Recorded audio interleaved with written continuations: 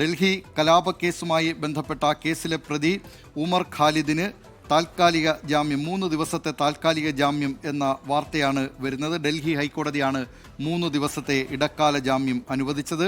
15 ദിവസത്തെ ജാമ്യത്തിനാണ് അപേക്ഷ സമർപ്പിച്ചിരുന്നത്. 5 വർഷത്തിലേറെയായി ഉമർ ഖാലിദ് ഈ ഡൽഹി കലാപവുമായി ബന്ധപ്പെട്ട കേസിൽ ജയിലിൽ കഴിയുകയാണ്. സുപ്രീം കോടതി വരെ നീണ്ട പലപ്പോഴും ഈ ജാമ്യ ഹർജിയുമായി ബന്ധപ്പെട്ടൊക്കെ സുപ്രീം കോടതി വരെ പോയിരുന്നു ഉമർ ഖാലിദ്. പക്ഷേ ജാമ്യം ലഭിച്ചിരുന്നില്ല. കഴിഞ്ഞ ദിവസമാണ് സുപ്രീം കോടതിയുടെ ഒരു ബെഞ്ചിനെ മറ്റൊരു ബെഞ്ച് ഈ ജാമ്യം നൽകാത്തതുമായി ബന്ധപ്പെട്ട വിമർശനം ഉന്നയിച്ചിരുന്നത്. ഇപ്പോൾ ഇതാ ഉമർ ഖാലിദിന് ജാമ്യം എന്ന വാർത്ത വരികയാണ്. 3 ദിവസത്തെ ഇടക്കാല ജാമ്യമാണ് അനുവദിച്ചിട്ടുള്ളത്.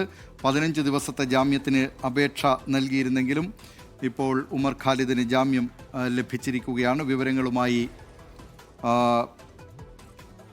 ബൽറാം നെടുങ്ങാടി അല്പസമയത്തിനകം ചേരും.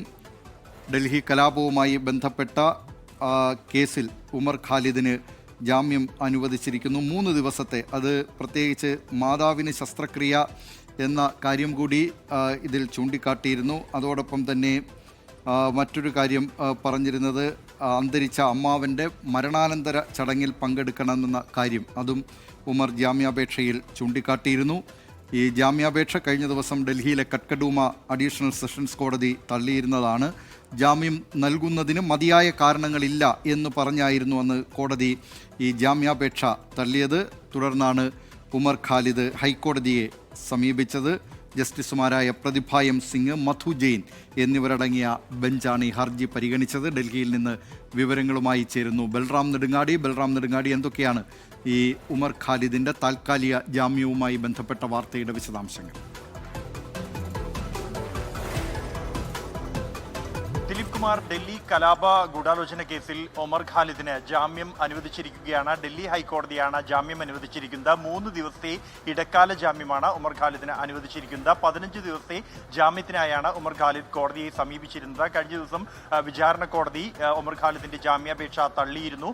തുടർന്നാണ് ഹൈക്കോടതിയെ സമീപിച്ചിരിക്കുന്നത്. ജസ്റ്റിസുമാരായ പ്രതിഭ എം സിംഗ്, മധു ജെയിൻ എന്നിവരടങ്ങിയ ബെഞ്ചാണ് ഉമർ ഖാലിദിന്റെ ജാമ്യാപേക്ഷ പരിഗണിക്കുകയും 3 ദിവസത്തെ ഇടക്കാല ജാമ്യം അനുവദിക്കുകയും ചെയ്തിരിക്കുന്നത്.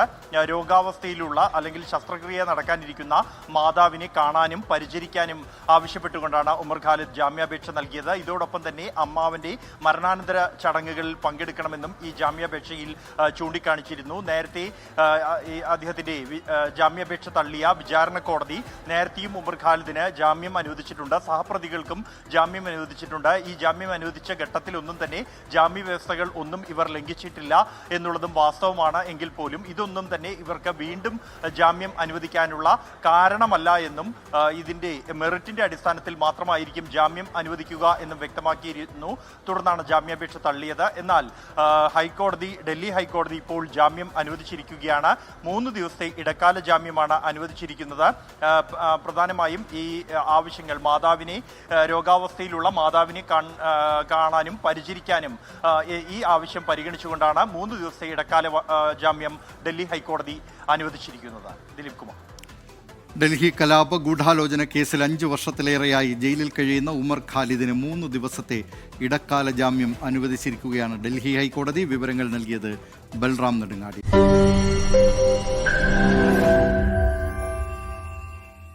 ലോകത്തെവിടെയായാലും ഏത് സമയത്തും 24 വാർത്തകളും ഓഗ്മെന്റഡ് റിയാലിറ്റി പാക്കേജുകളും എക്സ്പ്ലെയിനറുകളും വിശദമായി കാണാൻ ഞങ്ങളുടെ യൂട്യൂബ് ചാനൽ നിങ്ങൾക്ക് സബ്സ്ക്രൈബ് ചെയ്യാം.